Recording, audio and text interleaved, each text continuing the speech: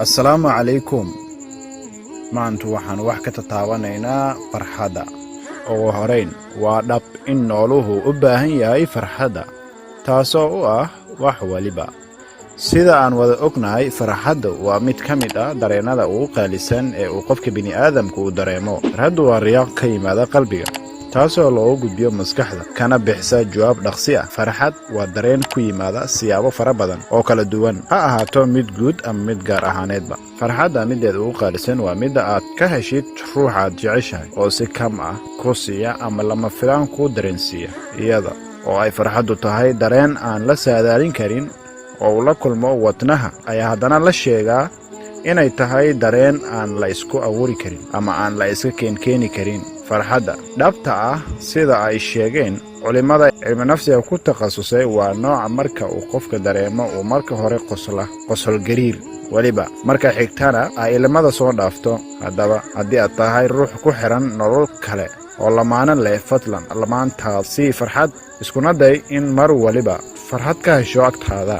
ma is aragtaa adigoo nimco ku jira inaadan marmar faraxsanayn? arrintaas sababteeda inta badan ma tahay xaaladda aad markaas ku sugan tahay. waxaa jira dad badan oo ku nool faqiirnimo haddana faraxsan.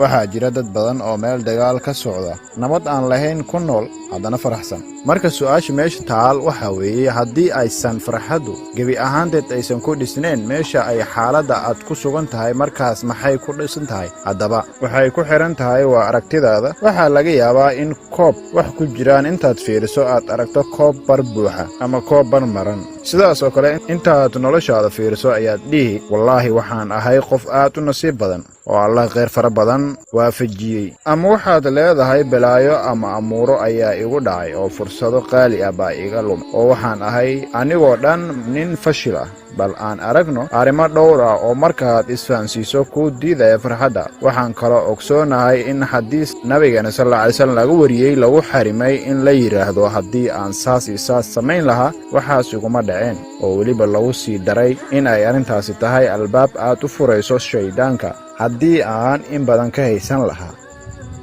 iska daa inaad wax kasta 100% aad saarto. weligaa wax ayaa kaa maqnaan ama kaa gaabanaya. dadka adduunka ugu taajirsan waxbaa ka yara dhiman oo ay rabaan inay wax ka qabtaan ama gaaraan. ha fiirin oo keliya waxaad ku xun tahay, fiiri waxaad ku fiican tahay. haddii aad hadalkaaga ku xun tahay, waxaa laga yaabaa inaad ku fiican tahay dhegaysiga. in badan ka fikir oo ku qilaawi waxa aad ku fiican tahay, islamarkaana raadi sidii aad dadka ugu faa'iidayn lahayd hibadaas alle ku siiyey.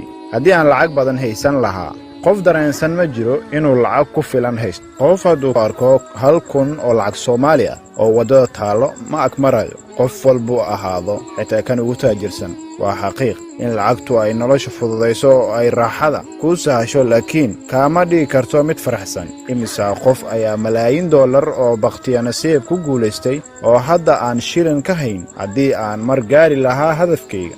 hadafka waa seef laba afley ah. waa sax in hadafku hore kuu dhaqaajiyo, uu ku dhiirigeliyo, kugu kalifo in aad si wanaagsan wax u qabsato, laakiin hadafka waa ku talax tegi kartaa ama waa ku dhumin karaa. markii aad samaysato hadaf aan macquul ahayn ama la gaari karin, waxaa kugu dhacaya jahwareer, ciil, kaambis iyo farxadda oo kaa lunta.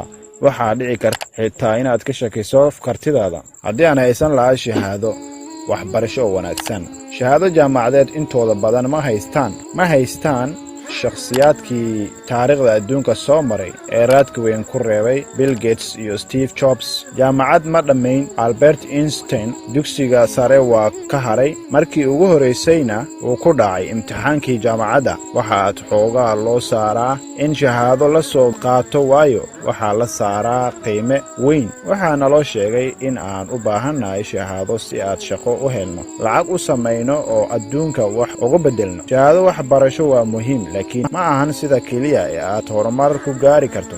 imisaa qof oo aan shahaado jaamacad ka soo qaadan ayaa adduunka raad weyn ku reebay ama dhinacay takhasus ku lahayn ka gaaray makaan weyn. hoosta ka xariiq in jaamacad adigoo shahaado ka soo qaadan aad wax weyn qaban karto, oo aysan shahaado ku diidayn in aad meel gaarto. haddii aadan dhakhtar ahayn, waxaad dhisi kartaa isbitaal ay ka shaqayso kumanaan dhakhaatiir ah.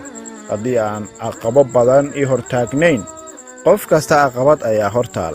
Mararka qaar waxaan aragnaa dad horumar sare gaaray xagga ganacsiga ama madaxtinimo. Markaas ayaan malaynaa in ay ku nool yihiin farxad iyo rayreen. Kaas waa qurux badan yahay. Kaas lacag fara badan buu haystaa. Kaas wuxuu haystaa waasado adago iyo xiriir dad sare. Waxaad aragtaa waa qayb ka mid ah noloshooda.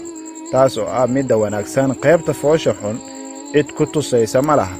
bini'aadamka intiisa badan kuu sheegi mayaan waxa ay dhibaato iyo caqabo soo maray ama haysta si ay u gaareen ama ku joogaan meeshan ay fadhiyaan. hadda lama socotid dhibaatada ka haysata xagga carruurta, xaaska, qaraabada iyo wixii la mida. markaa isku daalin qof aad u malayso inuu kaa roon yahay, waayo xaaladda dhabta ah alla unbaa og. waxaad keliya oo u baahan tahay inaad ogaatid in cid walba caqabad ay ka hor imaanayso, inay kaa hor imaan doonto islamarkaana aad ka gudbi doonto. waxbiyaysan hurdada kaa lumin. haddii xaaskayga i jeclayn lahayd sida aan rabo inay ii jeclaato, annagoo dhan waxaan rabnaa in aan ku noolaano farxad iyo rayreen.